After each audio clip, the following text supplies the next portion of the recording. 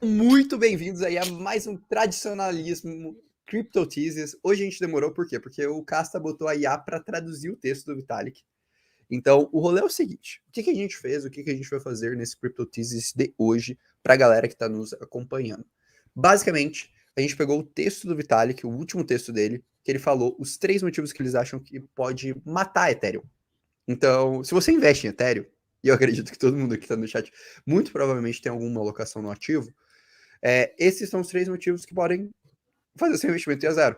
Em outras palavras, pelo menos a gente pensando no longo prazo. Como a gente gosta de devanear e o hobby meu e do Cássio é matar ativos em lives, pelo jeito, o que a gente decidiu fazer aqui? A gente decidiu traduzir esse texto e fazer um react ao vivo para vocês desse texto. Então, em outras palavras, a gente vai abrir o texto aqui para vocês e a gente vai acompanhar com vocês esse texto, entender esse texto, entender por que o Vitalik está pontuando aqueles pontos e depois a gente vai extrapolar e pensar nas nossas teses, pensar no que a gente está investindo até o momento.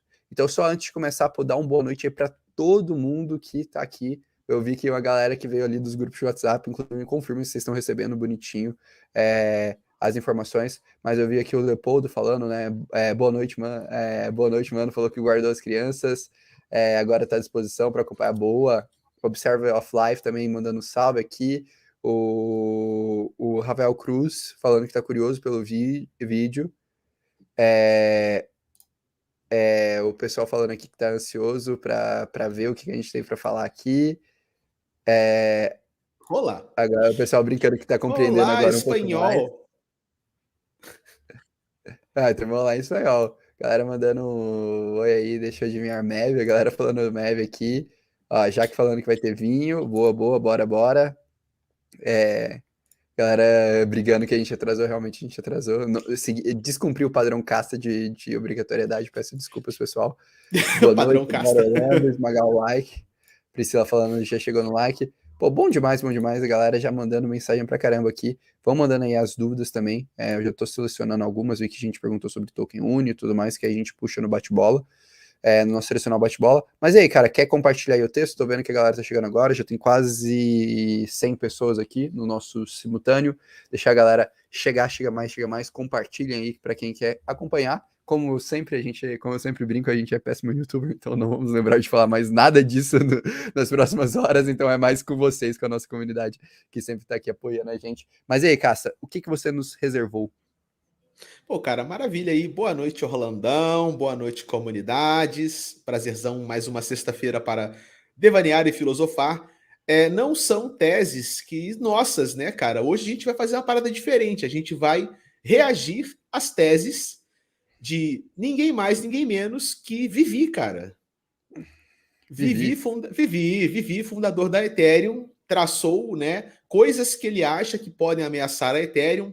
Eu tentei traduzir o texto na IA, só que aí eu perdi as figuras, cara. Aí eu tive que realmente voltar para o Google Translator, que não traduz tão bem as palavras, mas que pelo menos mantém o artigo na sua estrutura original. Então a proposta aqui, cara, é a gente ir lendo o artigo do Vivi, queridíssimo, e a gente vai fazendo nossas considerações sobre o que ele escreveu, bicho. Bom demais, bom demais. Então bora, Bom cara. Chama demais? aí. Ó, eu posso fazer assim, ó, eu dou uma olhada e eu dou uma lida e abro pra gente criticar. O que você acha? Fechou, fechou. Vamos lá. Então vamos lá, cara. Vamos começar a ler aqui, ó. À medida que a Ethereum passa de uma tecnologia experimental jovem para uma pilha de tecnologia madura, que é um stack, né? É um artefato tecnológico maduro, ele é capaz de realmente trazer uma experiência aberta, global e sem permissão para usuários comuns. E o Vivi considera que tem 3 grandes transições técnicas que a Ethereum vai encontrar daqui para frente. Cara, Ele queria fala que fazer um parênteses falei. nesse ponto. Já, eu Então acho que faz assim, aí. já vale a gente comentar. Que é o quê? Eu acho muito legal a gente começar a refletir cripto como uma questão experimental. Acho que muita gente Boa. esquece disso. Por quê? Porque a gente tem a impressão que cripto é algo gigante.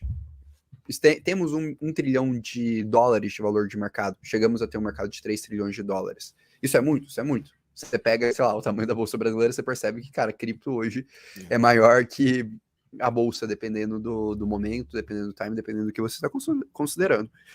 E mesmo assim, ele é uma tecnologia experimental. A gente está falando de uma tecnologia de 15 anos. E eu acho que é muito sensato um desenvolvedor, um analista, um empreendedor, enfim, qualquer pessoa que esteja interagindo com esse mercado, ter isso em mente, que a gente tem um mercado experimental. E por que isso é importante para mim? Por dois fatores. Primeiro, você considerar e, naturalmente, tomar os riscos devidos ao que você está investindo, ao que você está fazendo. Acho que esse é o primeiro ponto. Então, saiba que existem esses riscos devidos e trabalhe da forma correta com esses riscos. E o segundo ponto, que talvez para mim seja o ponto mais importante, saiba analisar cripto não como uma foto. Como se, beleza, a tecnologia está aqui, pô, Ethereum é isso. Então, beleza, vamos analisar Ethereum e tirar conclusões disso. Que é o que muita gente faz, né? Eu já vi muita gente, quando as pessoas tentam, sei lá, matar um ativo, elas analisam a foto do ativo, falam, pô, olha isso daqui, esse é o problema, isso vai acabar, isso é o fim do mundo. E na maioria das vezes, não. Na maioria das vezes, a gente tem que entender que isso é um filme. Então a gente tem que ir acompanhando. Eu sempre brinco que quando eu faço uma análise, é como... Já viu aquela cena da anciã das Joias do Infinito? Já. Tem o Hulk, ele desce lá, né, e vai pedir as Joias do Tempo pra anciã, do Vingadores. E a anciã mostra as Joias do Tempo e fala, se eu tirasse uma... E aí começa a criar várias linhas ali, no meio do exemplo dela, ela vai e volta. Eu sempre brinco que para mim cripto é isso. Toda vez que eu analiso cripto, minha cabeça funciona exatamente assim. Eu começo a projetar várias possíveis linhas do mercado. É muito louco que eu efetivamente eu fiquei treinando a cabeça para conseguir projetar as coisas para fora.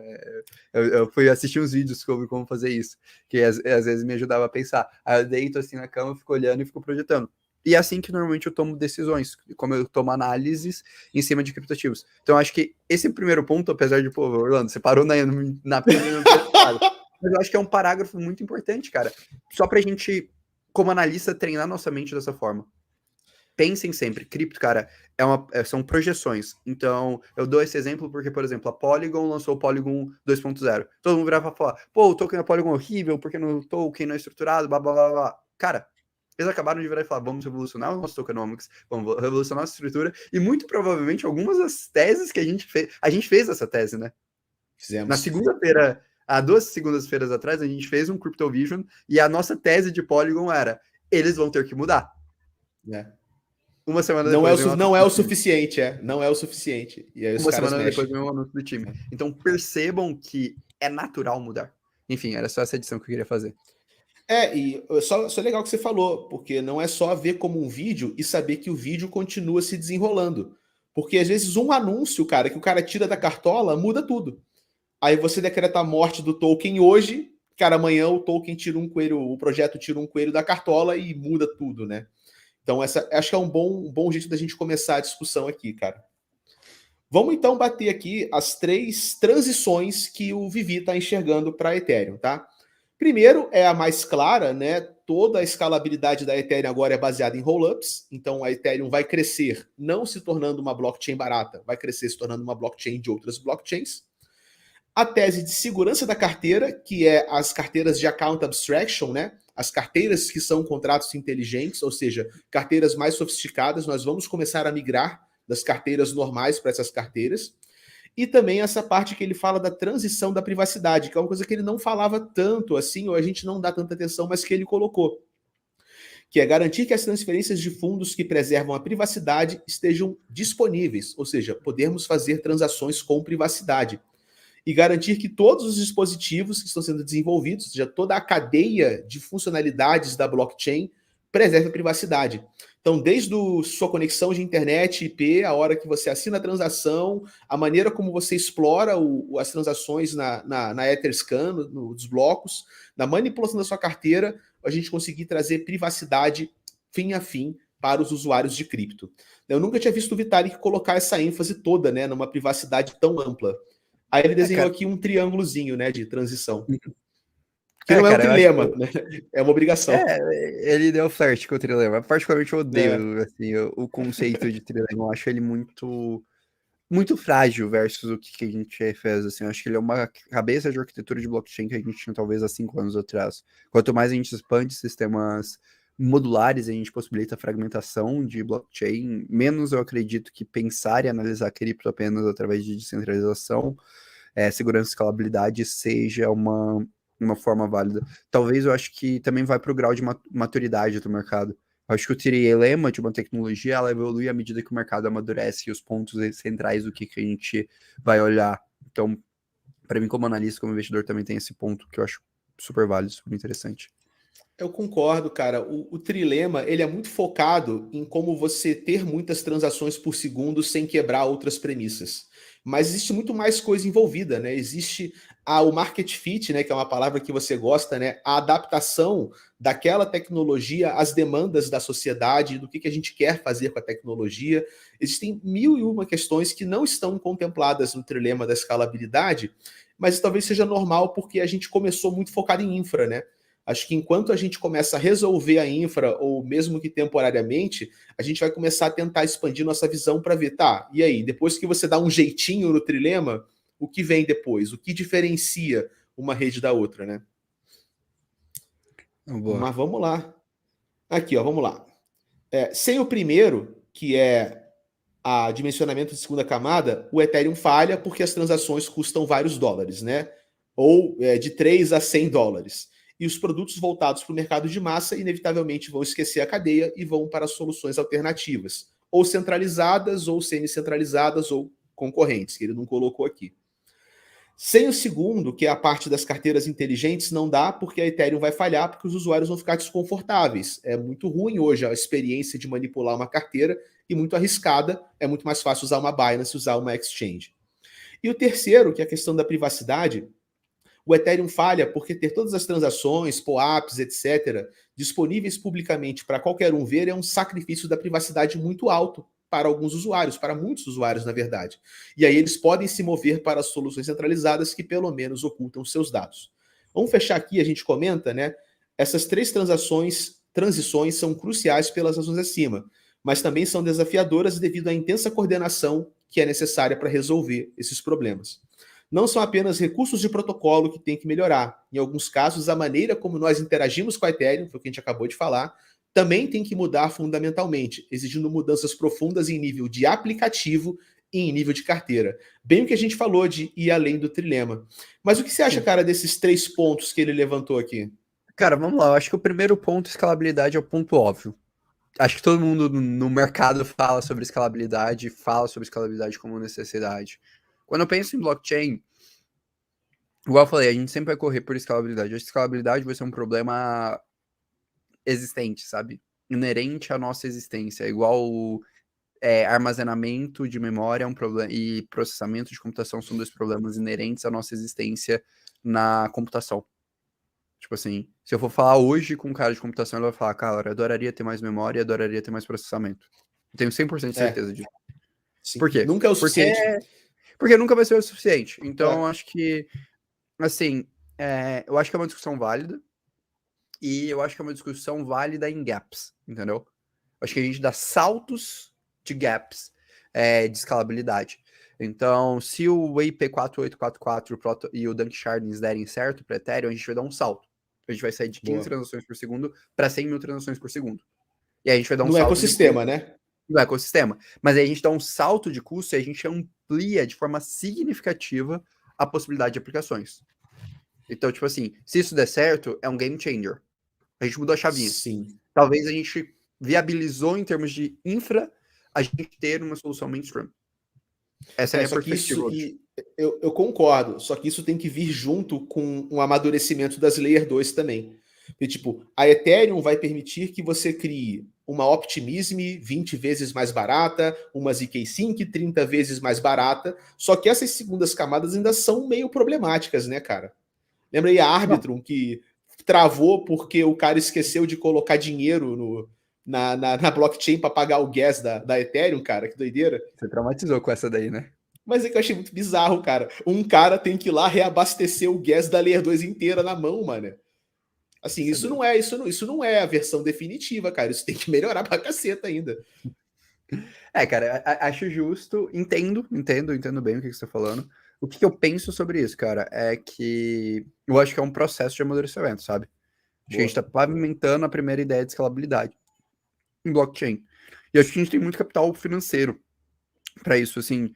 Cara, todos os caras relevantes que eu já conversei na minha vida no mercado cripto, ninguém fala de escalabilidade como se fosse o que vai matar o mercado.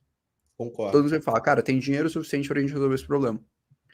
Desde o tipo de caras de banco grande que vão nessas conferências super fechadas, aos desenvolvedores, a todo mundo. Eu acho que a gente tem múltiplas arquiteturas para isso. Assim, eu acho que para mim o grande ponto é roll-ups é o endgame ou o endgame momentâneo para escalar o mercado? Eu acho que essa é a pergunta de US$ 1 milhão para Ethereum. A gente não sabe É, responder. endgame Acredito que provavelmente sim. momentâneo. O endgame momentâneo, alta probabilidade, cara, pelo menos, eu diria. Então, É só não exato, eu acontecer vejo. nenhuma besteira absurda, assim, nem não de nada inesperado, mas no rumo que tá, parece que tá encaixando, sacou? E assim, meu ponto é, dá para reverter. Dá, dá. Se der merda, dá pra reverter. É uma solução de escalabilidade que, porra, deu errado, a gente reverte. Você não muda a arquitetura a ponto de, pô, não dá pra dar um passo pra trás, a gente consegue ainda. Então, pra Sim, mim é isso. concordo. O segundo ponto sobre, cara, carteiras. Isso, cara, 100% de acordo. Eu acho que é foda, é complicado, mas eu acho que é uma dor menos importante em termos de prazo. Se fosse colocar prazo para essas três dores, eu colocaria essa como a dor mais antiga. Por quê? Porque, cara, em um dado momento, o que a gente tem percebido, né? A gente tem estado muito dentro do meio centralizado de desenvolvimento de tecnologia em blockchain, né? Uhum. A gente tem estudado muito sobre isso, tem conversado com muitas pessoas dentro disso. E uma coisa que a gente percebe da galera que a gente está tendo acesso nessa linha é o quê? É que, cara, provavelmente quando a gente tiver a ampliação do Central Bank Digital Currencies, isso vai ser uma realidade, se o DBC é uma realidade, fatisticamente todo mundo vai ter uma wallet. E todo mundo provavelmente vai ter um cara, um grande banco que poderia custodiar os seus ativos, se você quiser. E para um mainstream, isso vai ser uma solução plausível. Então, isso é uma solução intermediária. Óbvio que para a gente ter um mundo descentralizado, com todo mundo interagindo no blockchain, extremamente despermissionado, a gente precisa saltar de status e ter wallets confortáveis para o usuário. Deixa eu só Mas, traduzir o que você falou. O que você quis tá bom. dizer é que a gente já teve essa conversa, mas você colocou de forma genérica. Acho que se a gente colocar o exemplo prático, a galera vai entender. A gente está falando, pessoal, de você ter uma melhor experiência, por exemplo, na blockchain do Real Digital. Vai ser uma blockchain compatível com Ethereum, então vai ter contratos inteligentes nessa blockchain. Se eventualmente o Real Digital, ele em uma forma subsequente ou em algum momento chega no varejo, você vai ter que ter uma carteira para interagir com a blockchain do Real Digital, onde vão morar os seus reais. Isso vira uma alternativa a ter uma conta corrente num banco. Só que o próprio banco pode ser o cara que faz a manutenção da sua carteira. Então, você usa a MetaMask para conectar na Ethereum, você pode usar, sei lá, uma carteira do Banco do Brasil ou da Caixa Econômica Federal para conectar na blockchain do Real Digital. E como existe ali uma ênfase na centralização, a experiência final que esses caras vão ter condições de entregar é hoje superior à experiência de uma MetaMask. E o que o Orlando está falando é que para a MetaMask, que é despermissionada, quer entrar no mundo descentralizado, fala com uma blockchain que não é centralizada, a gente tem que subir o nível e percorrer uma volta para ficar equiparado. Mais ou menos isso, né, Orlandão? Sim, mas o meu ponto é, muito provavelmente o banco também vai querer ser compatível com o seu Ethereum. Sim, vai. Tá ligado essa corrida que a gente teve, por exemplo, cadastre seu CPF aqui, ganhe sua chave Pix e ganhe um desconto do banco. Por que todo mundo tava correndo atrás disso? Porque todo mundo percebeu, cara, esse cara vai usar aqui, foda-se. É. Eu quero que ele não use, ele vai. Ponto. Então, para eu conseguir ter a dinâmica financeira desse cara, eu preciso suportar isso. E agora, cara, a partir do momento que um bancão foi lá, criou uma infra de carteira, de tudo mais, de custódia estrutural, compatível EVM, para receber um Central Bank Digital Currency, e isso vai ser o caso da maioria das EVMs, porque a maioria das EVMs vão usar Hyperledger Bezos, vão usar R3 Corda, a maioria das iniciativas de mercado usam os forks da Ethereum, para eles vai ser muito fácil criar uma wallet. Então isso é uma solução intermediária até a gente poder viver um mundo descentralizado. Então, tipo assim, essa dor que o Vitalik tá falando para mim, concordo, mas eu concordo no mundo ideal descentralizado. E que não Sim. é um breaker pra gente ter o mainstream. Tipo, eu não acharia estranho daqui a 5 anos o tio da padaria ter uma conta no Itaú compatível com o Ethereum.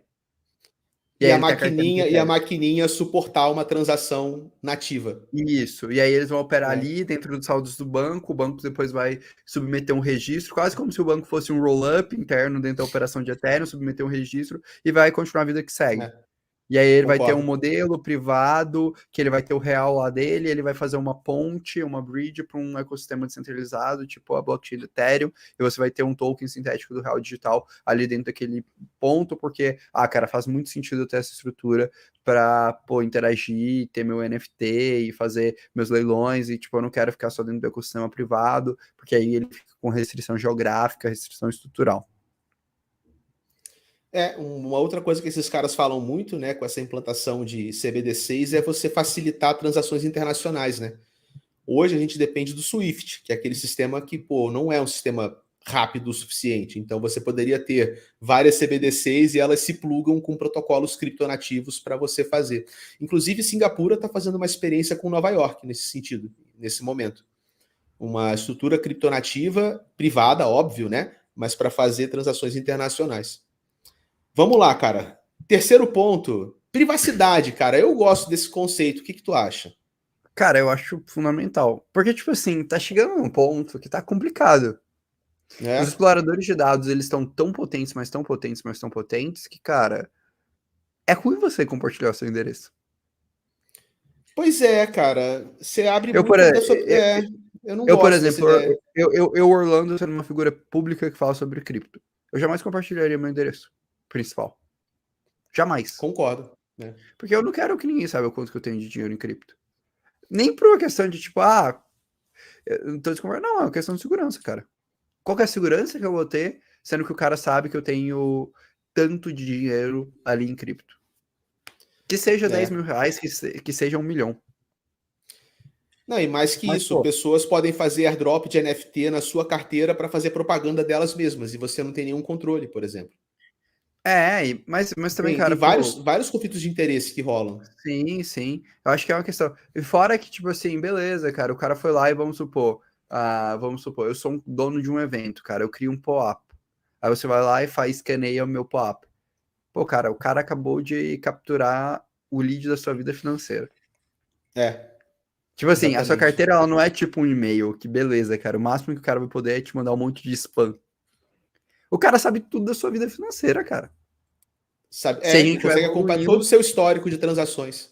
para outros patamares cripto. Então, eu acho que assim, a gente vai ter que criar uma forma, tipo, cara, de blur as transações de uma forma que não permita golpes, não permita coisas ilegais, então com uma forma de know your customer, mas que também dê uma certa privacidade ao usuário. Acho que a gente vai ter que criar esse blur, assim, porque senão, cara, vai ser desconfortável. Porque a Sim. partir do momento que você consegue vincular o endereço a uma wallet, pronto, cara, você tem todas as informações que você quiser É. sobre o que está acontecendo, o que as pessoas estão fazendo, como que as pessoas estão fazendo, porque elas estão fazendo.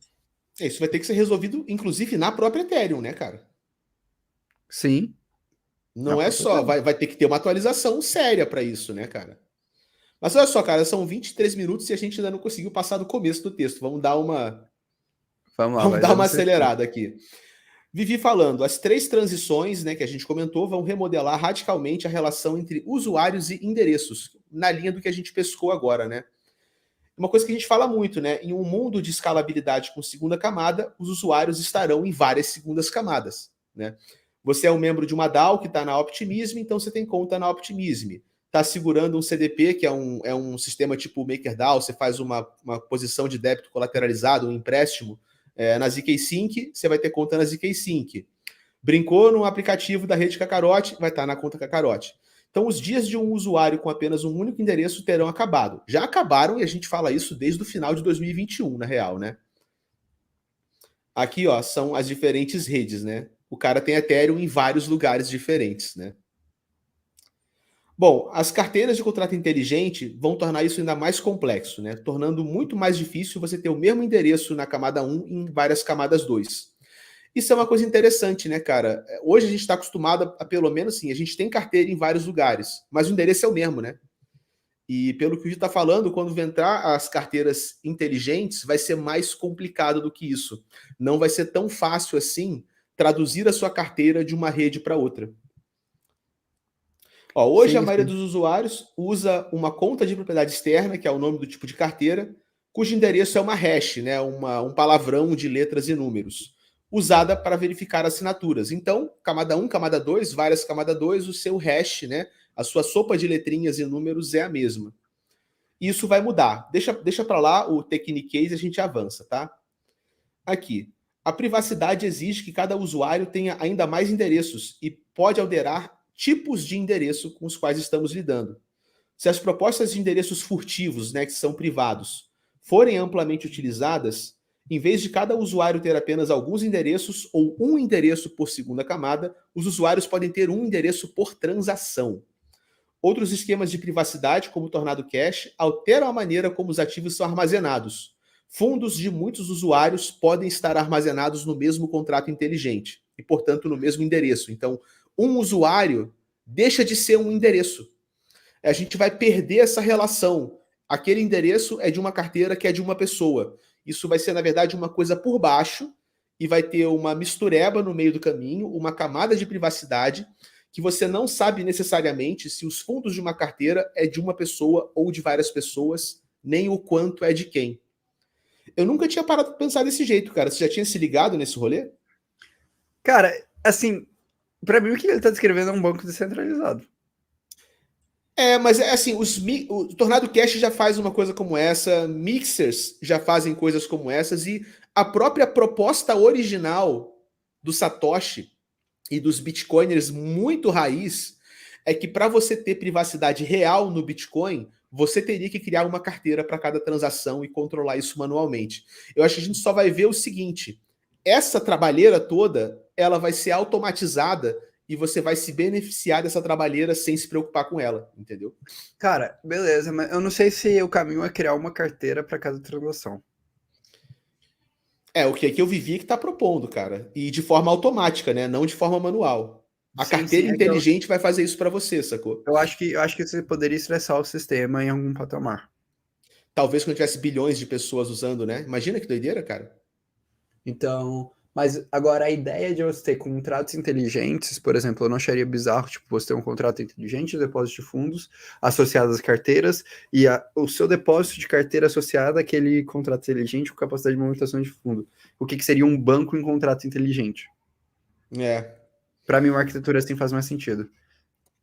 Talvez faça realmente. Vai que ver o grau de complexidade, porque as primitivas de uma blockchain são as carteiras simples. Então, acho que o Vitalik está pensando como fazer esse resultado final que você quer usando a infraestrutura que a gente tem hoje, sacou?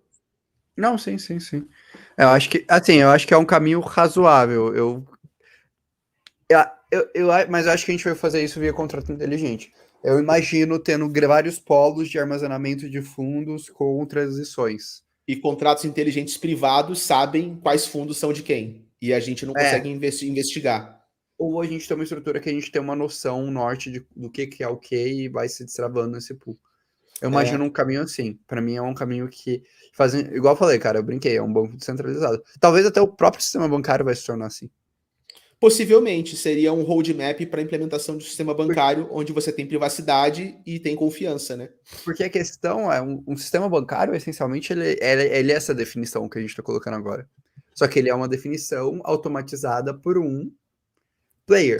Por um servidor centralizado, um data center Você proprietário. tem várias contas, vários nomes das pessoas, você tem a capacidade de movimentação do fundo da sua conta associada, mas você tem um ente centralizador que recebe todos esses fundos e vai aceitando os processos. Agora imagina um cenário diferente, que você tem isso, mas de uma forma centralizada. Em vez de você ter o ente centralizador, figura banco, você tira essa figura e aí você tem realmente um processo associado à sua conta, ao seu fundo, dentro de um grande balanço que tem todo esse capital. Aí a gente teria que discutir muito sobre as estruturas de segurança nisso. Ah, concordo. Mas seria uma dinâmica assim. Mas isso aí já é um detalhe de implementação, né? Mas é isso que ele falou, olha, cara, essas três transições, de uma maneira ou de outra, elas vão enfraquecer um pouco ou eventualmente desmontar essa nossa visão atual. Uma sopa de letrinhas e números é igual a um usuário, que é igual a uma pessoa, que é igual a uma carteira, e se eu pego aquela carteira, eu manjo a vida da pessoa inteira. Acho que essa noção é que o Vitalik está dizendo que vai mudar, de uma maneira ou de outra. E isso traz algumas complexidades que ele está levantando, né? Se você quiser pagar alguém, como é que você vai saber como pagar? Se a gente perde a noção de um usuário, uma sopa de letrinhas. E se usuários têm ativos armazenados em muitos lugares diferentes, em diferentes cadeias, como que eles fazem coisas importantes, por exemplo, recuperação social. Né? Meu dinheiro está espalhado em vários lugares. E se eu esquecer onde meu dinheiro está, não lembro nem a chave privada, nem qual era a rede. Imagina que doideira. Se você estiver operando com 30 redes, cara, ao mesmo tempo, eu acho que é factível. Você esquecer onde está o seu dinheiro. E você não lembra nem qual é a rede, muito menos a chave privada. Cara, aí eu acho que, novamente, um super contrato com cross-comunicação resolve. Resolve, com uma baita de uma layer zero no meio do caminho, né? Cara. Vamos No seguir final, aqui. no final, a resposta para isso é estruture um banco descentralizado. Cara, eu tô com medo disso chegar num momento que a gente vai ter que engargalar num ponto central, cara. Que quando a gente começa a pensar, chega uma hora que você precisa organizar a bagaça, cara. Mas, invariavelmente, eu acho que a descentralização é um espectro e ela é uma evolução da tecnologia. Uma vez eu tive um papo muito legal com um cara bem foda de uma instituição governamental. É um estudioso, tipo, cara, o cara entende pra cacete. É que eu não gosto de falar nomes porque eu acho paia. Tá bom. Mas, enfim, é um cara com cargo alto de um grande órgão público brasileiro. E aí eu fui conversar com ele, esse cara é especialista em blockchain, esse cara entende pra cacete blockchain. E aí eu fui questionar ele, e ele é um cara que, tipo, foi muito louco, né? Eu assisti algumas palestras, algumas entrevistas, e ele é um cara que, pô, dentro do órgão público defendendo descentralização. Você acha meio Que louco, contraditório, né? né? Pô, como é como um cara... Não, mas ele defendendo. Eu tiro o chapéu. E aí eu fui perguntar, mas e aí, cara, como é que vai ser esse rolê? Ele falou, cara, à medida que a gente vai evoluindo e amadurecendo como sociedade, como estruturas, a gente vai conseguir ir descentralizando. Mas a gente precisa evoluir e amadurecer para conseguir descentralizar. Então, tipo assim, o cara que hoje ele defende a descentralização extrema, ele talvez não esteja pensando na experiência do usuário e nas possibilidades que isso pode fazer, tão quão o custo que existe para você manter um sistema totalmente centralizado, que é um custo extremamente alto. Boa. Agora, a gente iria descentralizando à medida que a gente evolui. Tipo assim, pensa que no final o governo pode se tornar uma DAO. Mas a gente tem vários steps até o governo se tornar uma DAO. Caraca, essa aí você foi longe. Sim, mas a gente Não, extrapola no tempo. No tempo não, infinito mas é esse é o ponto. possível. Tipo, pô, o governo poderia ser uma DAO? Poderia. Se a gente transformasse o governo agora numa DAO, ia ser um inferno. Mas Porque a teoricamente gente uma não tem democracia ferramentas, não tem deveria ser algo estrutura. parecido com uma DAO, né? Na teoria, Eu pelo sei, menos. mas para mim, cara, o blockchain ele não muda as coisas. O blockchain ele relê as coisas só que de forma automatizada. Boa. Qual que é o Essa é uma grande excelente ponto? visão. Qual que é o grande ponto do blockchain? É que, cara, a gente transforma certezas probabilísticas em certezas determinísticas, automatizando sistemas e tendo os processos de tomada de decisão desses sistemas sendo registrados e regidos de forma descentralizada. Isso, para mim, é a definição do blockchain, do valor da blockchain. Uhum. Então, tipo assim, o que eu entendo, cada vez mais a gente quer automatizar e descentralizar processos. Agora, cara, a gente vai ter que ir evoluindo tecnologia para conseguir ir descentralizando cada vez mais esse processo. Da mesma forma, hoje você fazer uma governança 100% on-chain ela é impraticável. A gente Temos não de tem dado muito certo, não tem dado certo. Agora, um dado momento, a gente vai conseguir praticar mais ela. E a gente vai evoluir o nível dela a ponto de a gente conseguir. Era a mesma coisa. Se a gente voltasse no tempo, em 2017, era impraticável fazer swap de ativos on-chain. Hoje é. Alguém Então, teve para que mim, inventar um aplicativo para resolver esse problema. Novos sim, contratos sim. inteligentes que não existiam antes e que foram, olha, vamos pensar nessa programação para resolver esse problema. Teoricamente, Hoje, sistemas políticos podem ser reinventados dessa maneira também. e se você pensa em grandes valores, hoje cara, pô, o book de oferta, né, da Uniswap, ele é mais profundo e ele consegue te dar preços melhores e mais atrativos se você está transacionando milhões do que de uma corretora tradicional. Olha só, eu vi um post no Twitter, cara, falando o seguinte, que como a gente está vendo agora esse avanço regulatório da SEC, várias corretoras estão desmontando pares. Né? Quando elas desmontam pares, elas tiram a capacidade dos bots de arbitrar o preço, porque tem menos meios para você parear os valores e fazer as operações em diferentes corretoras. Então a gente está vendo, cara, valores de Bitcoin estando mais descorrelacionados entre corretoras do que antes. Porque elas dependem de que esses pares e os livros de ofertas existam. Na Uniswap, a gente não viu isso acontecer, né? Porque a liquidez está lá ainda, né? Você não pode deslistar uma pool na Uniswap, não é assim que funciona, né? Sim, sim. Então, tipo assim, pra mim, cara, é extremamente razoável pensar nesse futuro. Pra mim, a Uniswap V4, ela é literalmente a Uniswap virando e falando, cara, eu serei o grande provedor de liquidez do mundo. Do mundo, é. A Uniswap Esse é V4 um, pra mim é isso. esse é um jogo que eu acho que cara, ou é o winner takes all, ou é few winners takes all, cara, porque Ah, o, din monopólio. o dinheiro vai para onde o dinheiro tá, sacou? Exato, monopólio, Dinheiro atrai monopólio. dinheiro, cara. É muito Pô, cara, bizarro você isso. olha, cara, pô, BlackRock, Vanguardian e Fidelity. Cara, pô, você É. já tem praticamente a maior parte do mercado acionário norte-americano. Norte-americano. Empresas e É. entidades. Rapaz. Vamos Então, seguir tipo então assim, aqui a visão do Vivi, cara. Ó, ele tá dando um exemplo, né? Ele tem dinheiro na Scroll, quer pagar um café, só que o lojista que vende o café só tem carteira na Taiko. Como é que a gente resolve esse problema? Aí ele coloca duas possibilidades. Primeira, todos nós criamos carteiras em todos os lugares, que é impraticável, né? Sim, se eu quiser pagar um cara na Taiko, eu tenho que ter carteira na Scroll, na Taiko, na ZK-Sync, na Arbitrum, na Metis, não dá. E a segunda nós criamos uma ponte no meio do caminho. Que é óbvio, né? Um intermediário. Pode ser um intermediário descentralizado, pode ser uma blockchain no meio do caminho. Então, o meu dinheiro sai da Scroll, é remetido por esse intermediário, que seria uma ponte automática, super cross-chain, uma camada zero, e vai para a carteira do cara na rede que ele quer receber. Mas ele falou que esse é apenas um exemplo de um desafio importante que as três transições introduzem. Ações simples como pagar alguém começam a exigir muito mais informações que apenas o endereço de uma carteira. Ou seja, nós temos que trabalhar com coisas mais sofisticadas do que apenas está aqui o meu endereço, manda para cá. Porque esse endereço pode estar em qualquer blockchain, em qualquer rede, em qualquer tipo de carteira, privado ou não privado, inclusive em redes que não são EVM. Solana, Near, Radix, sei lá, qualquer outra rede que esteja aí que não seja compatível com Ethereum. cara, posso fazer um parêntese? Faz? Cara, eu li um texto da Electric Capital essa semana e isso me remeteu agora a talvez o maior meio de um roll-up gerar receita. MEV de operações.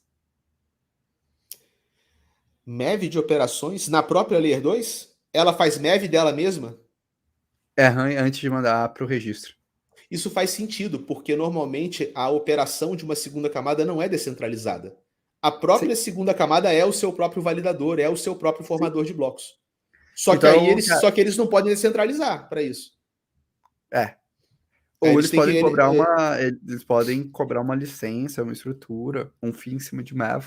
mas não poderia ser uma operação despermissionada que nem a Ethereum. E talvez nem precise ser, cara, porque teoricamente, né, a segurança da segunda camada já está na primeira, pô. Ela Então, talvez tipo não assim, precise ser descentralizada de é um fato. caminho de rentabilização, cara. Cara, Essa loucura de endereço é um caminho de rentabilização. melhor do que subir as taxas, né? É melhor do que você fazer embutir uma taxa em cima do usuário. Poderia até, se o MEV da segunda camada gerar receita o suficiente, ela estabelecer uma cota de transações gasless, grátis, entre aspas, né? Nada é grátis na vida, mas onde você não paga o gas. Ou você paga um gas subsidiado, por exemplo. Isso seria um Fica ainda modelo de mais negócio barato. fenomenal, tá? Cara, seria um modelo de negócio fantástico. Quem que deu essa Isso ideia? seria um modelo de negócios foda, cara. Eu pagaria pra ver esse modelo de negócio. É. Se eu ver algum Automev. projeto, a gente conta. Mas, pô, cara, eu acho que Vambora. isso vai surgir, tá? Caralho, velho, isso é um Também modelo de acho. negócio muito bom. Vamos propor pra quem, cara? Quem que você conhece que tá numa Layer 2 aí pra gente propor isso aí? Tá, velho. Arbitrum, Optimism. Ah, cara, Zeta eu vou fazer. Chain. Assim, se tudo der certo, e espero que dê, eu tô com contato do CEO da Scroll e o número 1 da Polygon Music EVM. Eu vou Eu encontrar achei que eles você em ia falar que Barcelona. você ia fazer sua própria blockchain. Orlando Chain. Não, cara, eu não Não é tenho esse demais, nível né? todo. Não tenho esse nível todo. Mas eu vou conseguir, Ai, cara, eu vou conseguir. Isso é uma pergunta que eu vou fazer, então, tá aí. que eu vou conseguir falar com o cara da Scroll e com o cara da Polygons e QVM. Ou você consegue marcar o cara. Vai ser legal, imagina, cara, você trocar ideia com os caras, vai ser divertido, né? Pô, do caceta, nossa, cara.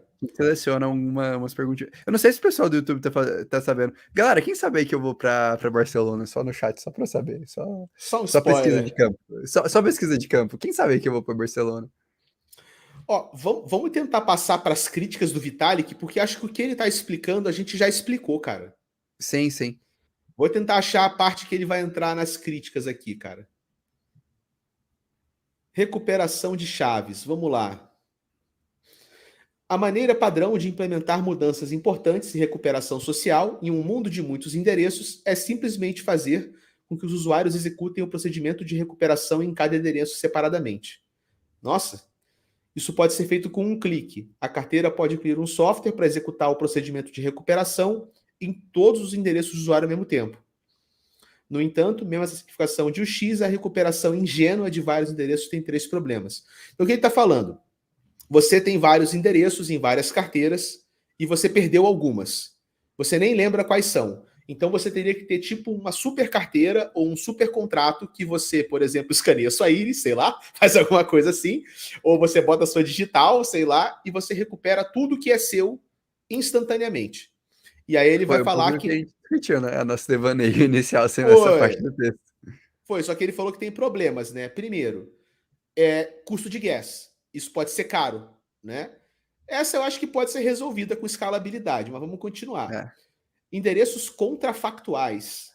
Endereços para os quais o contrato inteligente ainda não foi publicado, para o qual você não enviou fundos. Então, o contrato pode não saber que o endereço é seu.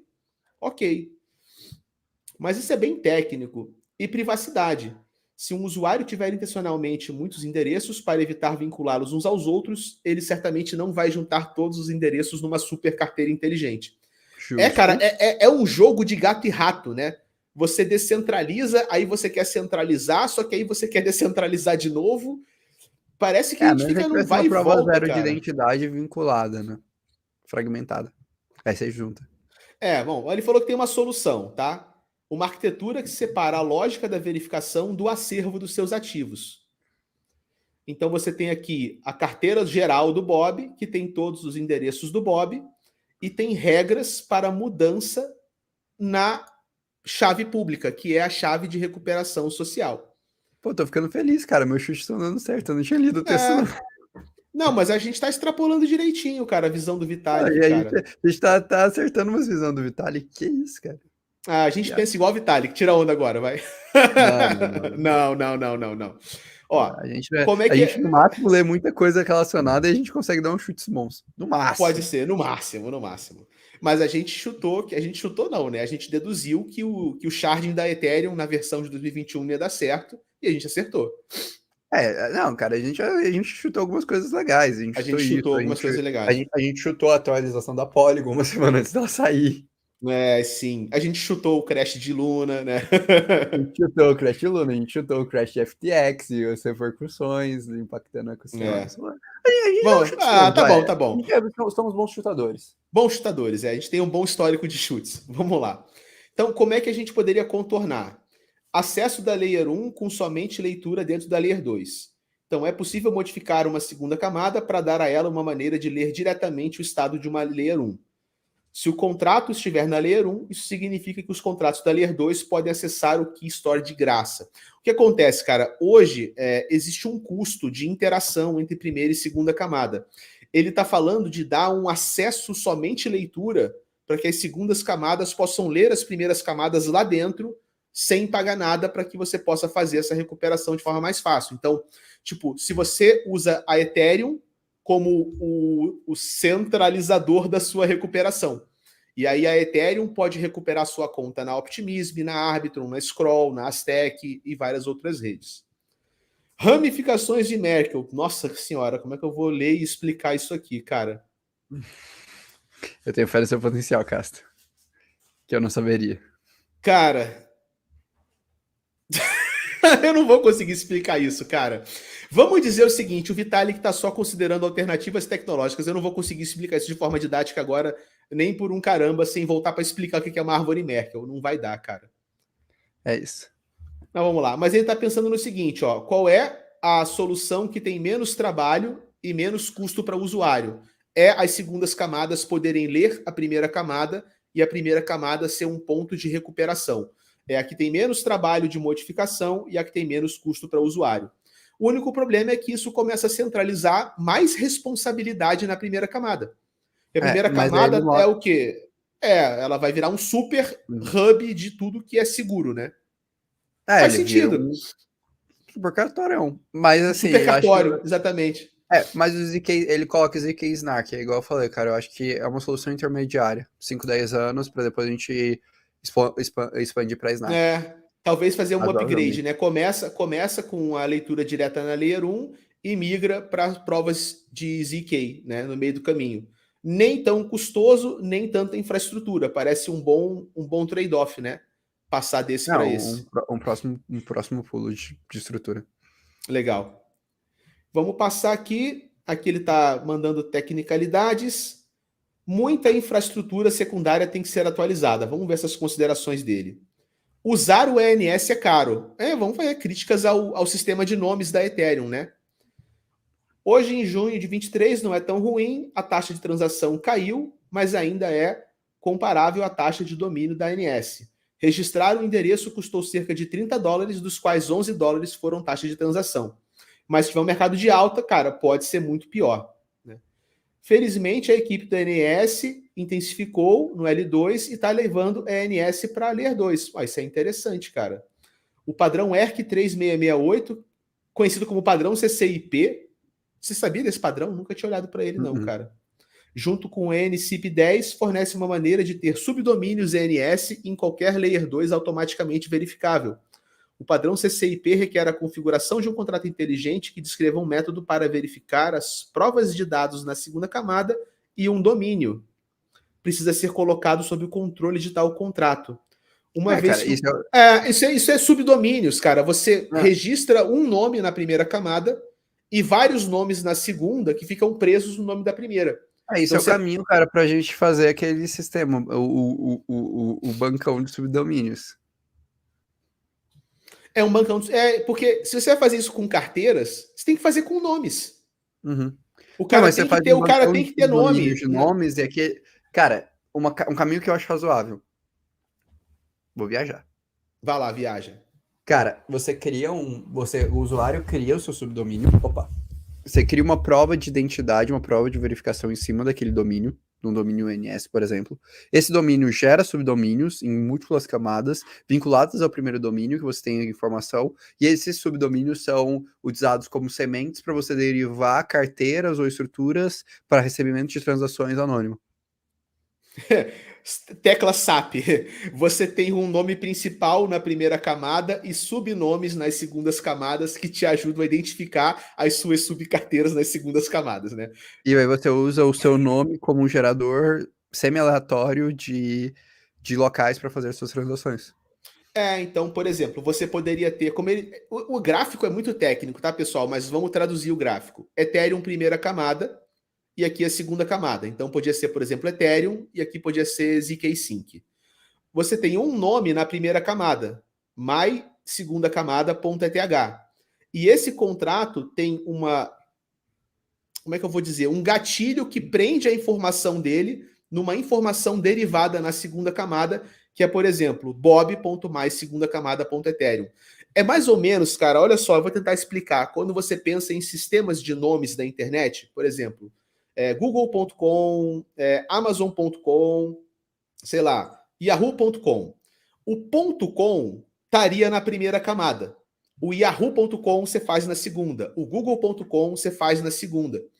Então, eventualmente, a gente pode pegar grandes nomes de domínio, que são caros, cria esse nome de domínio na primeira camada, que é uma coisa mais curta, e você expande ele na segunda camada. Então, eu poderia fazer, por exemplo, sei lá, casta.eth na primeira camada, e na segunda camada, newsletter.casta, guilda.casta. Caralho, eu acabei de ter uma ideia de como criar um banco.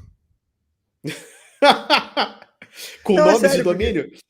Não, Mas eu porque. acho que acho que é a mesma ideia que o Vivi tá tendo, Mas cara. a gente tá viajando, então vamos viajar pro cacete. Tipo, cara, eu tô curioso, tem 200 pessoas assistindo a live, eu tô realmente aqui, tipo, tem no meu canal e no seu. Eu realmente tenho, eu queria saber quantos estão entendendo parcialmente a nossa viagem. Mas beleza. Eu tô A galera tá tentando assistindo, espero que eu esteja ajudar, eu entendendo tô a tentando viagem. traduzir aqui. Cara, mas assim, imagina o seguinte: você cria um primeiro nome, uma primeira estrutura, um contrato, com esse contrato vinculado a esse nome, sei lá. Orlas, vamos colocar aí. Orlas tem a estrutura Orlas. Beleza? Beleza. E a estrutura Orlas, você pode depositar fundos e esses fundos vão ser equivalentes a cotas dentro dessa estrutura. Então, por exemplo, eu vou lá e deposito R$1.000, o Cássio vai lá e deposita R$1.000. Então, 50-50, estrutura do Orlas. E aí você deriva em cima das estruturas do Orlas, várias subaccounts, vinculadas às nossas cotas. E a gente consegue transacionar o valor, e aí você tem esse sistema de cotas no final, movimentando isso. E aí você consegue gerar e retirar cotas em cima dessa estrutura. Para mim, isso seria o caminho de você criar esse super banco descentralizado, derivado de nomes de uma estrutura inicial. Caramba, cara, é um banco formado pela confiança interligada dos próprios correntistas, é isso? Isso.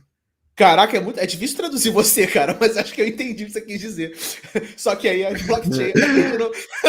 Puta O merda, Cássio cara. tá ficando tipo, Leandro, Eu estou tava aqui. entendendo 2%, mas tá tudo Você bem. falando, meu cérebro tava fritando, mano. Eu entendi o que você quis dizer. A gente, assim, nós podemos Cara, montar bancos que são a interligação de carteiras nossas dentro de um contrato no qual todos nós confiamos juntos. aí, caraca, é isso, ó, o Alexandre entendeu. Inclusive, mandar um abraço pro nosso querido amigo professor. É tipo, uma ideia, seria tipo um registro Orlando.eth e seus bancos, por exemplo, lá desse ponto. Isso, cara, aí. Se eu Isso. tivesse uma cota em cima de cada uma dessas estruturas que eu posso movimentar vinculada ao Orlando.eth. E por baixo você tem uma espécie de um consórcio de carteiras. É? Cara, eu entendi isso aqui. Você É é uma louco, estrutura, cara. pô, mas é uma estrutura razoável É para uma esse estrutura problema. razoável. Tá maluco, cara. Cara, assim, a gente tá Ai, ai. viajando. Eu acho bom porque a intenção Cara, é porque o Vitalik pega muito pesado, cara. É complicado, né, cara? Não, é que a intenção do CryptoTeases era um papo descontraído pra pessoa, tipo assim, ela tá lá fazendo o seu cardio da academia e ela assiste de boa, relaxa com a gente, entendeu? Eu tô imaginando agora o cara que vai escutar isso segunda-feira, O 7, cara 8 da não tá manhã, fazendo relaxando, o cardio, cara tá escutando essa fritando. porra. Cara, eu tô com dó dele. Ele vai cair da esteira, ele vai estar lá correndo, ele vai parar pra tentar escutar o que a gente tá falando, ele vai cair da esteira, vai perder o foco. Tá, vamos fazer um fechamento, então, só pra gente chegar em algum lugar, o ponto final que o Vitalik tá colocando. E aí a gente tenta responder a pergunta inicial de como aqueles 3 fatores que ele colocou podem matar a Ethereum. Porque se a gente for ler isso aqui até o final, a gente vai ficar 7 horas devaneando em cima do Vitalik e não vai dar certo. Mas vamos lá, cara. A gente chegou nesse conceito, então, de que a gente consegue fazer um Só sistema de fazer um nomes. parênteses antes, Faz eu aí. tô te atrapalhar, Casta. Eu Não, sou o motor faça. da. Mas assim, quem que atrapalhou mais a dinâmica da didática? O Vitalik escrevendo essa porra ou eu devaneando em cima das ideias do Vitalik? Olha, cara, eu acho que os dois juntos, meio a meio de responsabilidade no caos. E eu aqui tentando, coitado, né? Traduzir o que vocês dois estão falando. Pô, eu sou didático, mas eu não sou milagroso, mané. Caralho.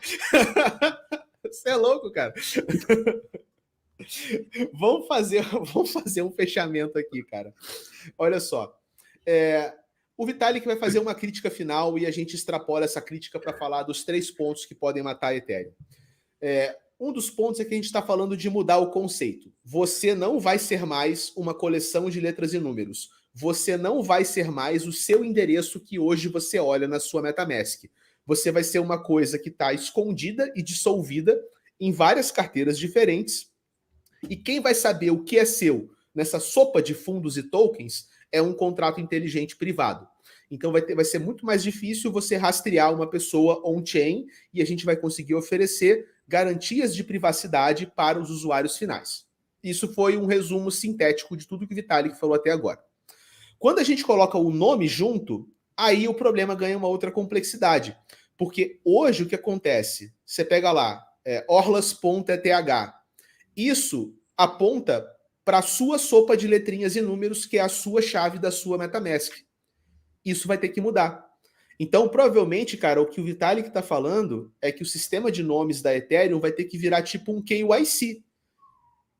Eu vou ter que saber que você é o Orlas.eth não só por causa da tua carteira, mas por algum outro mecanismo que vincule a sua identidade, quem você é, ao nome Orlas.eth. Sim, E isso mecanismo pode... de trazer. E quem é que vai saber fazer essa ligação, entendeu? Esse é um problema sério, né? Cara, acho que tu resumiu bem. Assim, eu vou tirar. Cara, vamos lá, eu acho que eu vou traduzir isso para termos de investimento, sabe? O que. Cara, a gente viajou pra cacete e acho super justo se alguém deu só 5% do que a gente falou, A porque não gente... zero Acho que trivial. a gente não Mas, imaginou que o Vitalik ia pegar tão pesado nesse texto, né, cara? não, mas assim, eu acho que a gente consegue devanear coisas práticas e investíveis em cima disso. Cara, primeira coisa, você criar cripto se tornar o sistema é uma coisa extremamente difícil. Eu acho que esse é o primeiro fato que tudo isso que tá falando. Cara, pensa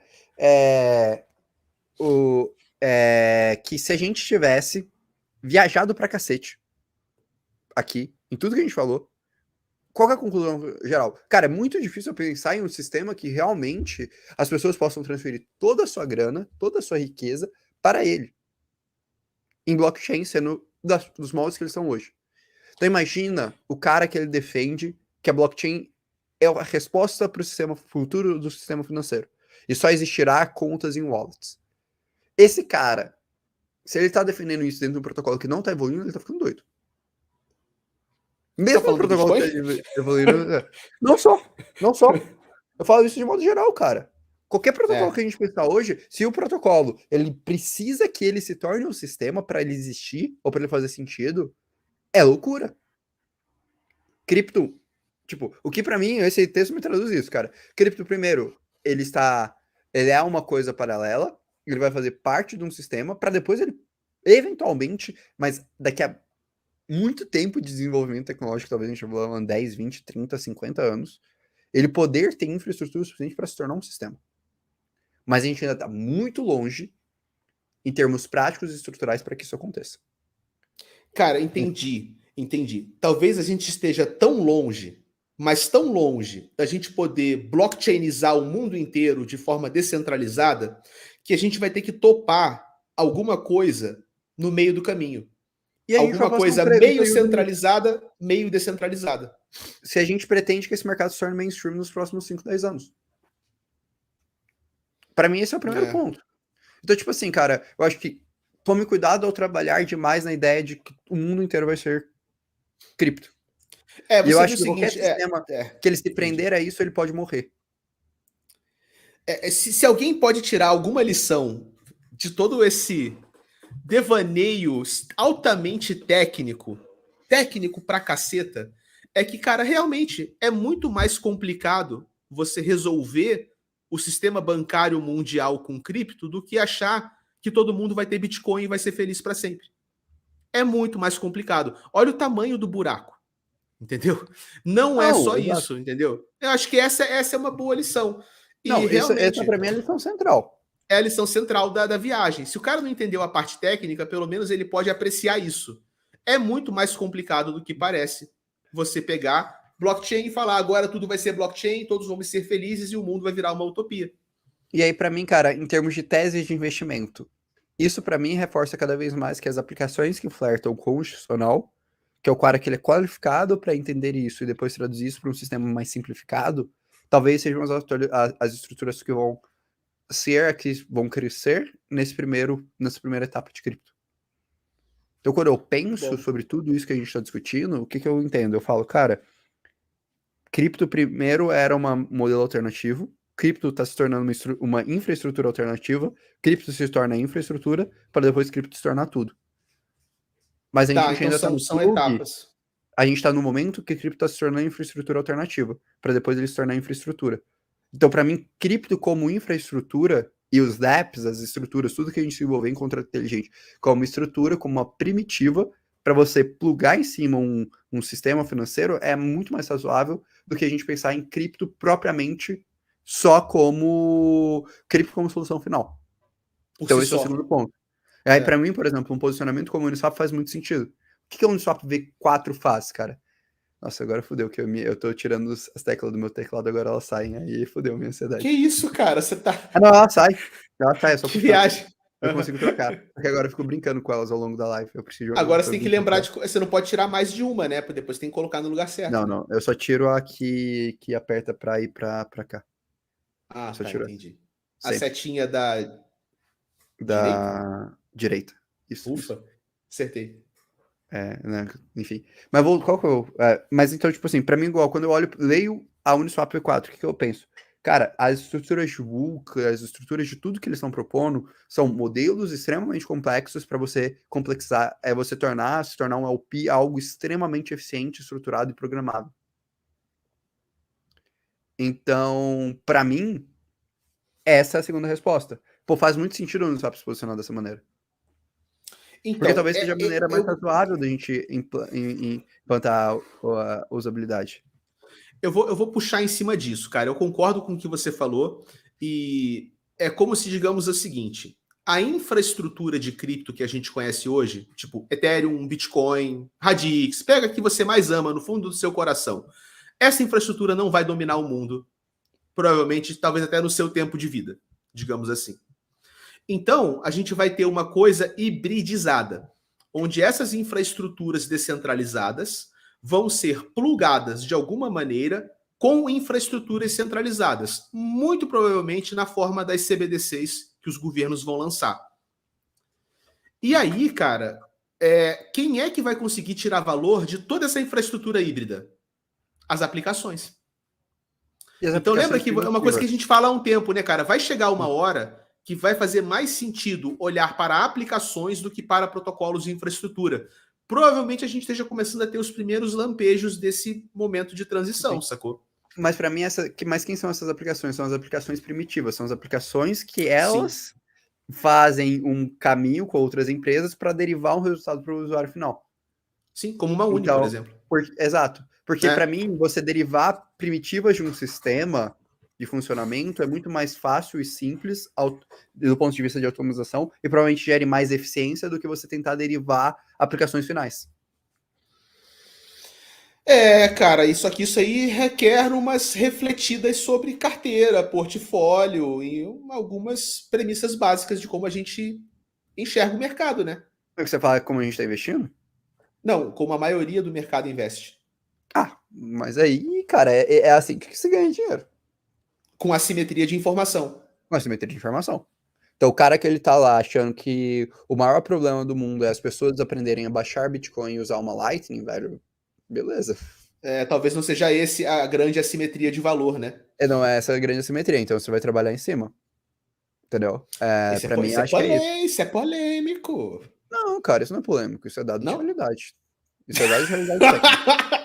Se você entende o mínimo de estrutura técnica do mercado, você vai entender isso. O seu pragmatismo é admirável. Não, pô, mas é um dado de... É a mesma coisa do cara que tá... Velho, eu sou prático. Eu posso ser muito... eu sou prático e delicado igual um cavalo que dá um coice. Sutil como um mastodonte. mas prático nenhuma blockchain vai dominar o mundo, cara. Não necessariamente atual. A gente vai demorar às vezes 10, 15, 50 anos. Sei lá quantos tempos, pois é. Tipo assim, a gente ainda tem um processinho longo para conseguir viabilizar isso. E tipo assim, agora é achar os pontos de assimetria. E para mim, eu ainda somo mais uma coisa, cara. Eu acho que os sistemas que eles estão indispostos a conversar com estruturas privadas, a conversar com o mundo e tentar se prender numa ótica 100% descentralizada, cyberpunk, esses sistemas estão fadados a serem nichados. E aí, eventualmente, não darem o retorno que as pessoas querem que eles deem. Do ponto de vista de investimento. Tipo assim, cara, eu não tô falando nada do ponto de vista de filosófico, cara. Isso é pragmático. Eu não entro no mérito. Eu posso acreditar que o mundo vai ser 100% descentralizado, meu sonho é que o governo acabe. Mas eu sou pragmático. Com o dinheiro. E meu pragmatismo com dinheiro como investimento fala, beleza, cara, o sistema que está vendendo isso não vai funcionar. A gente Não começou a no falar curto isso. prazo. Lembra que a gente começou a falar sobre isso na crise da FTX, cara? Uma das nossas 7 teses para o mundo pós-crise da FTX era a ascensão do DeFi regulado. E a gente está vendo isso hoje, cara. Exato. Entendeu? Mas aí, cara, iniciativas fortes em regulação de DeFi. Qual que é a estrutura mais sensata para um mercado financeiro, estruturalmente falando? Cara, grandes contratos inteligentes e aplicações estruturadas, globais, de sistemas globais de registros, liquidações e liquidez, imputados em bancos e em estruturas centralizadas distribuídas ao redor do mundo. E vai ter que ser regulado. Não tem E jeito, vai ter que registram ser. operações. Isso é... Então, tipo, cara, pra mim esse é o caminho. Agora, por que o Uniswap me atrai pra cacete? Vou dar um exemplo, cara. Porque o maior market maker do mundo é dono. Investiu naquilo. Por quê? Porque o maior market maker do mundo tá virando e falando, cara, beleza, a gente vai automatizar os market makers. Então, pra mim é muito mais razoável pensar o Uniswap como um ponto central, que você vai tradear na B3, e a B3 vai usar o Uniswap como fazedor de uma estrutura de registro final de liquidez, pagando uma taxa razoável para depois ser registrado em Ethereum. E aí a gente regula isso e faz o caminho da blockchain privada da B3, comunicando com a blockchain pública da Uniswap, com a aplicação pública do Uniswap, derivando ali. E não a B3 em si ser essa blockchain, porque o usuário final não vai ter capacidade de operacionalizar isso. E quando eu falo usuário, não por uma questão técnica de aprendizado, uma questão de escala e viabilidade, facilidade. Cara, para mim isso é o razoável. É verdade. Entendeu? Isso Aí, é exemplo, verdade. É onde eu bato, sei lá, cara, numa OneInt. Porque eu não vejo sentido na aplicação OneInt. Porque, cara, eu acho que a OneInt ela tá tentando fazer uma parada que realmente vai fazer muito sentido. Daqui a 50 anos. E quem vai fazer o que a OneInt faz agora? Players centralizados. Player Muito melhor que ela.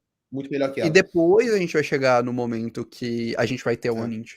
Tipo, entendam, eu não tô falando isso tudo, pessoal, numa forma de, tipo, cara, eu odeio descentralização. Eu sou anticripto. Eu sou anticripto. Não, eu estou falando isso de um ponto de vista de que, cara, step by step. Passo a passo. Então teremos vários e vários e vários e vários passos até chegar lá. E, cara, pra mim, uma das coisas que eu mais gosto nesse sentido é, cara, a comunicação do Vitalik. Porque apesar de ser um cara que ama a tecnologia e um dos caras que desenvolveu tudo que a gente vive hoje, ele é um dos caras mais sensatos do mercado. Ele não mistura o romance da utopia cripto com a análise pragmática da realidade. Porque ele tá justamente falando isso no texto dele. E para mim isso é o razoável, tipo... E aí eu vou para um outro ponto de analista, tá? O meu jeito de analisar time. Cara, eu odeio o time idealista. Peraí, cara, você odeia o time de quem? Idealista. Idealista. Eu não sou fã de idealismo também, não, cara. Se eu pego, estudo um case, abro um podcast, abro um negócio, e o cara tá idealizando o mundo, e não tá tendo centralidade no mundo, cara, pra mim aquilo ali é meio passo pra não investir no projeto. É uma yellow flag, vai. É uma yellow flag, por quê? Porque, cara, foi mal, o time idealista ele não vai aceitar os problemas reais que o protocolo dele vai enfrentar. Ou que a solução dele vai enfrentar. Ele vai fechar os olhos para a realidade porque ele quer fazer as coisas do jeito dele. E aí ele vai focar no nicho que o mundo hipotético dele funciona.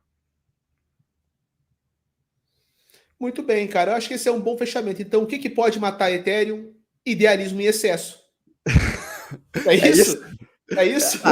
Mas pra mim isso pode matar qualquer coisa no mundo. Qualquer coisa, na verdade. Isso pode matar a gente. Idealismo em excesso mata tudo. Cara, tem duas coisas que matam tudo. Idealismo em excesso e você projetar um momento muito... Na verdade, são 3 pra mim. Idealismo em excesso.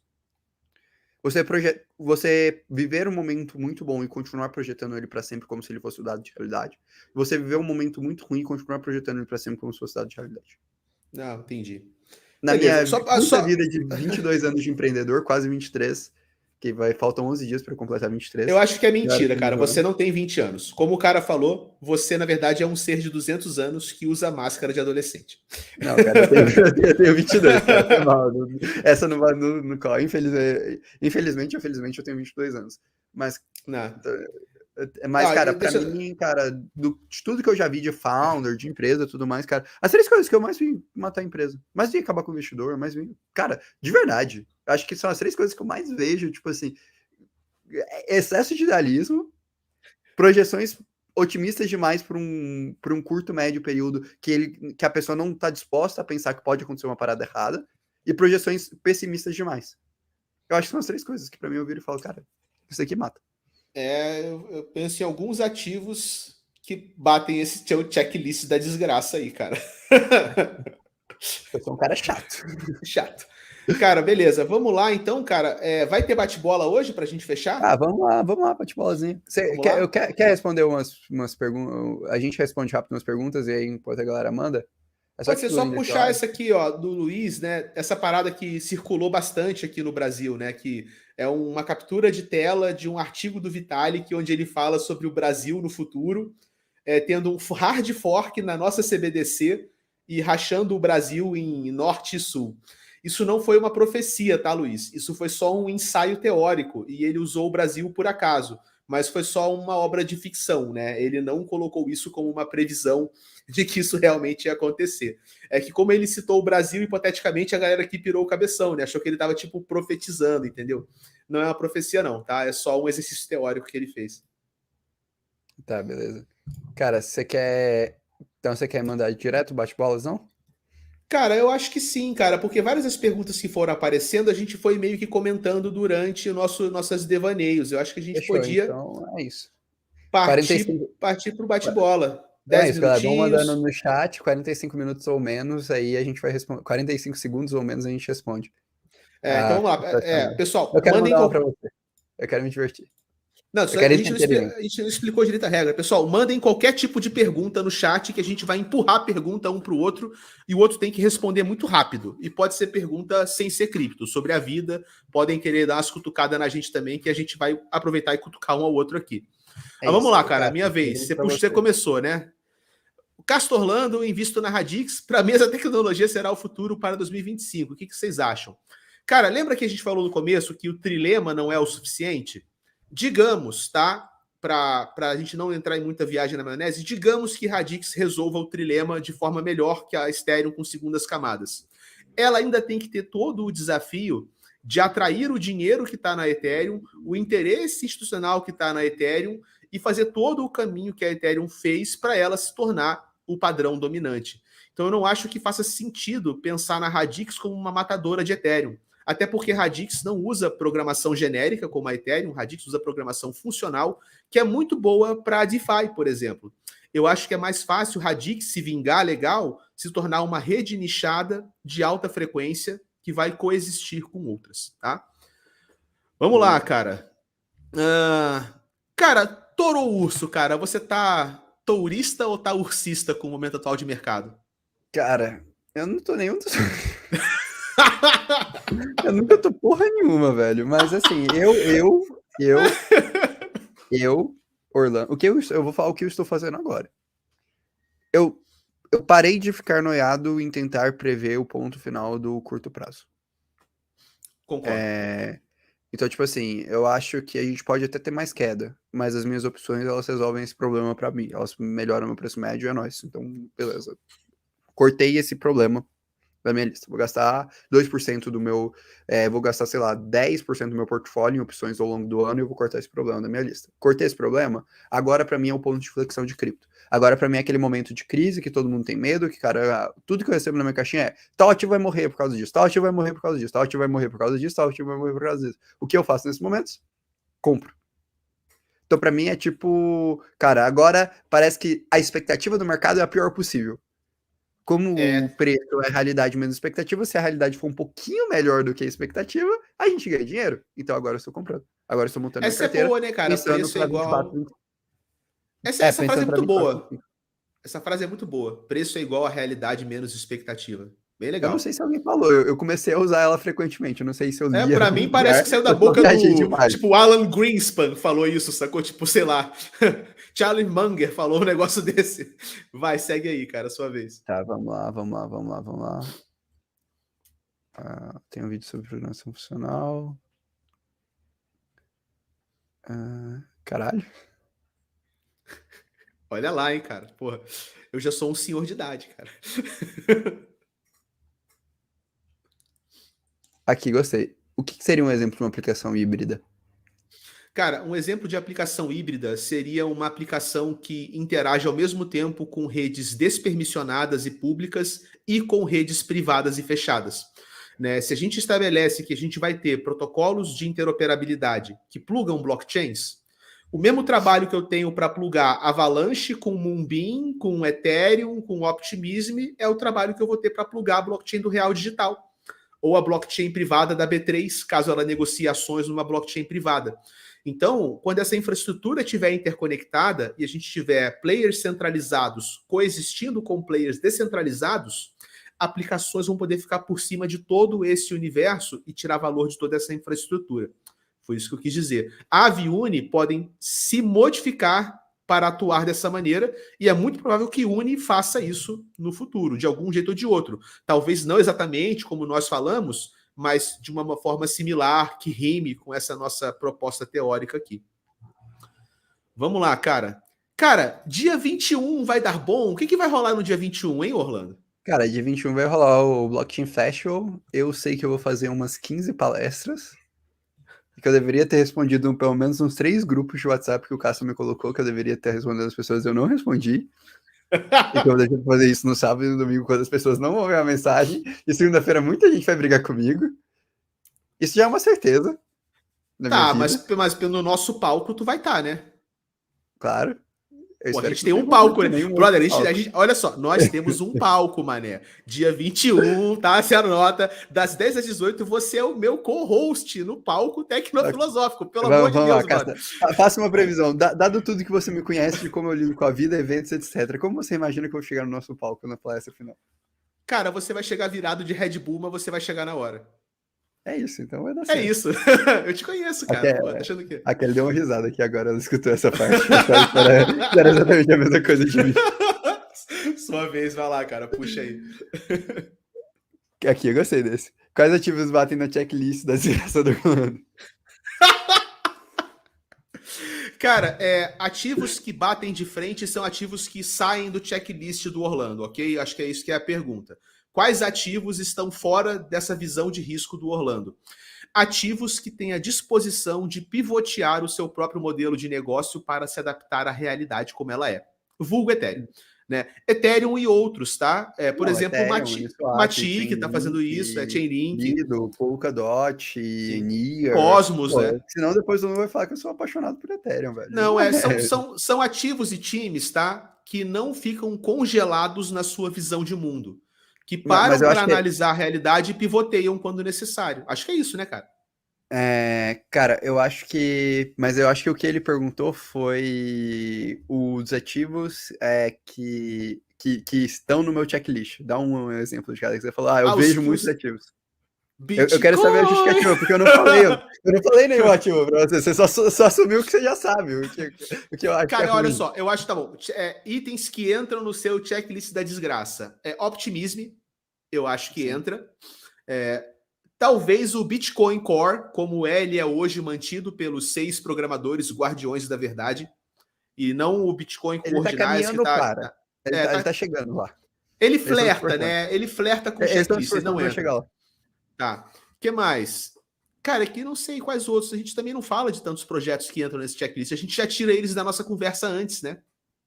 Mas vai lá, cara. Acho que você não, Optimism eu acho que entra... O que mais? Pensa uma coisa que memecoins entram nesse checklist da desgraça. Olympus DAO, por exemplo, entra no checklist da desgraça.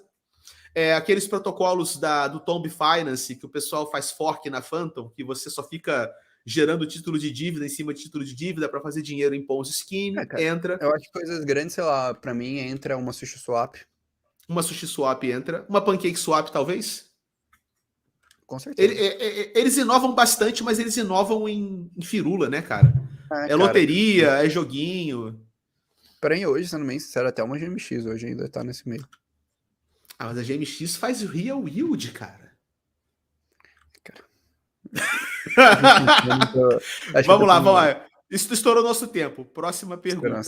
Sou eu que passo agora, você né, que cara? escolhe. Não, eu só queria fazer um parênteses. Galera, se todo mundo sabe que vai ter um despejo na data X, o preço vai antecipar. Tomem cuidado com o excesso de FUD, que tá acontecendo pra caramba no mercado. Beleza, pode seguir aí, Cássio. Boa. Minha vez, né? Vamos lá aqui. Cadê? Cara, aqui, o futuro vai ser uma única Layer 1 com escalabilidade infinita ou o futuro multi-chain, cara? Ou uma coisa no meio do caminho? Multi-chain, cara, eu acho que sempre...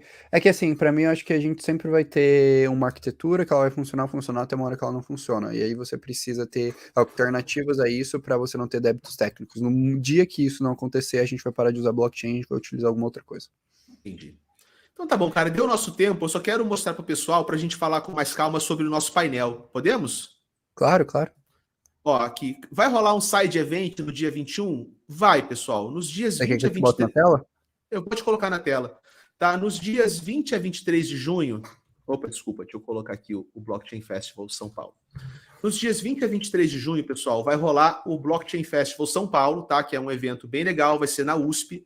E vai ser um evento multi-evento, porque ele é um evento guarda-chuva de várias coisas ao mesmo tempo. E dentro desse super evento, né, eu fui chamei o Orlando junto para a gente organizar um palco tecnofilosófico que vai ser no dia 21. Então vai ser um palco com convidados super especiais, onde a gente vai fazer palestras e talks para conversar sobre o estado de cripto e o futuro de cripto. Então vamos falar, por exemplo, sobre cripto e a nova ordem mundial, vamos discutir se uma ressurgência cypherpunk é o que a gente precisa para o momento de crise do mundo. Vamos discutir os ordinais e o novo Bitcoin, se a gente está evoluindo ou retrocedendo o Bitcoin. Falar sobre economia de criador de conteúdo, sobre privacidade, né? Como é que a gente faz para ter liberdade de expressão, mas ao mesmo tempo previne crimes? Será que a gente vai ter que escolher entre um e outro? Vamos falar sobre ciclos de mercado. Esse aqui é um painel que o Orlando vai conduzir, com os convidados fortíssimos aqui, o André Franco, o Felipe Santana e o Carlão. Vamos falar sobre inclusão social em blockchain com a comunidade lá do Alan, que está trazendo no BlockDiff, a comunidade surda para programar em cripto. Os caras estão mandando bem para caramba, mandando ver nos hackathons. E vamos fechar, cara, com o que eu acho que é aqui o filé mignon, uma discussão tecnofilosófica. Cara, a gente vai discutir o seguinte, pessoal. Como que o mundo vai acabar? É isso que a gente vai discutir, tá? Se o mundo vai acabar com uma grande tokenização de tudo, ou se o mundo vai acabar com o grande reset da elite financeira. Porque qual é a visão do grande reset? A elite financeira tem a posse de tudo, nós não temos a posse de nada, mas nós seremos felizes. E a visão da grande tokenização é: vamos diluir a posse de tudo entre todas as pessoas. Então são os dois endgames, tá? Para o que é possível de haver quando o que a gente entende como uma democracia capitalista colapsar. Que vai colapsar nas próximas décadas, eu acredito que já é um senso comum, né? Seja via grande reset... Cara, tá primeiro colocando que o fim do mundo é o senso comum? Não, cara, o grande reset é isso, cara. É a elite financeira se planejando para o colapso do capitalismo. É só isso. Nada mais, nada menos. Só que a visão deles é muito diferente do endgame cripto. Então, vai ser eu aqui, o Orlando, a gente chamou o Giovanni, que é um expert em tokenomics, e o Rob da Pods, que é um cara que manja demais de blockchain e de cripto, para a gente discutir, cara, qual que é o endgame. Eu vou reintroduzir os convidados. Fala aí. Tem eu e o Casta, que vocês já estão acostumados. Então esse já está introduzido. Tem o Giovanni, que ele basicamente é consultor da maior consultoria de tokenomics do mundo, que já estruturou tokenomics de alguns grandes cases que existem no mercado hoje. E tem o Rob, que é um brasileiro que foi finalista do Ethereum 2019. Tem uma startup investida pelo fundador da Aave, o ex-CEO do The Block e inúmeros outros caras extremamente relevantes. E aí os dois, e eu e o Casta, vamos discutir sobre nossas projeções de como será de fato a adoção do mercado de cripto para os próximos anos. Exatamente, cara. O Orlando colocou de forma mais pragmática, mas na real a gente vai discutir o fim do mundo, tá? Fiquem tranquilos com isso. E esses caras toparam o desafio e vão falar com a gente para discutir. Eu vou discutir como ganhar dinheiro no fim do mundo. Mas tudo bem, tá dentro do fim do mundo, tá valendo. Cara, eu queria fazer um parênteses que eu adorei, que o Casta, ele foi, o cargo dele foi educador Casta Cripto, o meu foi fundador Orlando Crypto. Já percebi que eu não sou Você não educador, educa mas... ninguém, né? Poxa. Ou eu no fundo nada, né? Eu não sei o que é pior e o que é melhor. Cara, eu acho que você faz o papel de educação melhor que eu faço. E eu acho que você faz dinheiro muito melhor do que eu faço. Que isso, cara. Que isso, cara. Ai. Por isso que a gente se complementa, meu querido. Mas eu acho que Fechamos, é cara? isso. Fechamos? Pô, pessoal, muito Fechamos. obrigado aí a todo mundo que acompanhou. Eu espero do fundo do coração que vocês tenham curtido a, a análise, tenham curtido toda essa dinâmica aí que eu e o Cássio a gente puxou. De verdade, a gente faz esses devaneios, essas brincadeiras, essas zoeiras, mas eu acho que vocês sabem que, no fundo, a gente sempre quer trazer a melhor visão, uma visão talvez uma visão que ela passa para o aspecto técnico, mas também para um aspecto mais real do mercado de cripto. Espero, sinceramente, que vocês tenham entendido. Se ficou dúvida, fiquem à vontade ali para mandar no chat. E, cara, fazer um último convite que eu vi que alguém falou que pegou um airdrop da Optimistic aqui no chat. Achei engraçado, achei legal isso. Puxa aí. Não achei. Caraca, perdi. Putz, passou, Mas alguém cara? falou que pegou. Ah, aqui, ó. Ganhei um airdrop da Optimistic hoje. Eu sei que muita gente que tá aqui no canal, no meu, do Casta, tá interessado nessa parte do airdrop. Então, aproveitar para mandar aqui o link da newsletter, né, do Crypto Today. Basta acessar orlandocrypto.com. Por quê? Porque a newsletter de segunda-feira ela vai ser destinada a passar 3 passos que eu considero fundamentais para você aumentar a sua probabilidade de pegar um airdrop. Então, vou ensinar 3 modelos, 3 ideias que basicamente vão te ajudar a pegar aumentar a sua probabilidade de pegar qualquer airdrop, né? Então, dado o modelo de pensamento, dado como foram os últimos airdrops, eu fiz um estudo sobre isso. Então, quem quiser acessar ali, 100% gratuito. Esse conteúdo é um conteúdo um pouquinho mais chatinho de se achar em língua portuguesa, então acredito que pode ajudar bastante a galera. Então, quem quiser, se inscreve aí lá. Muito obrigado mais uma vez. Não se esqueçam de se inscrever nos canais. E estamos esperando todo mundo. Cara, dia 21 vai ser irado. Cara, a gente quer ver todo mundo. Vão lá, tira foto, abraça. Não precisa ficar com vergonha. Eu e o Cássio, a gente ama todo mundo lá, cara. A gente curte pra caramba. A gente depois fica trocando ideia com todo mundo, vai pro bar tomar uma, então sempre é um prazer receber as nossas comunidades lá do fundo do coração. A gente faz isso com muito carinho, com muito amor, e a gente efetivamente gosta muito do que a gente faz, e a gente só pode fazer isso por conta de vocês, assim como também dar um obrigado especial a todo mundo da comunidade, que, cara, o rolê de Barcelona, pra mim, sinceramente, foi um bagulho muito especial, que acabei de... Enfim, eu comprei a passagem, só dando contexto para todo mundo, né? Eu comentei em parênteses, mas pegar uns minutinhos a mais. Mas eu fui convidado para cobrir a Ethereum Barcelona, que é uma conferência que vai acontecer dia 5 a 6 de julho, então daqui a 19 dias. E eu tava na dúvida se eu deveria ir ou não ir, até porque, pô, cara, planejar uma viagem para Europa em 19 dias é um tanto quanto complexo. E, pô, tive um super apoio da comunidade para colar, então comprei minhas passagens ontem. E, cara, é irado poder viver esse tipo de sonho com a comunidade, com vocês e tudo. Isso só é possível graças a vocês. Então, enfim, fechar depois de vários devaneios, zoeiras, etc. Com um muitíssimo obrigado a todo mundo que nos acompanha hoje e sempre.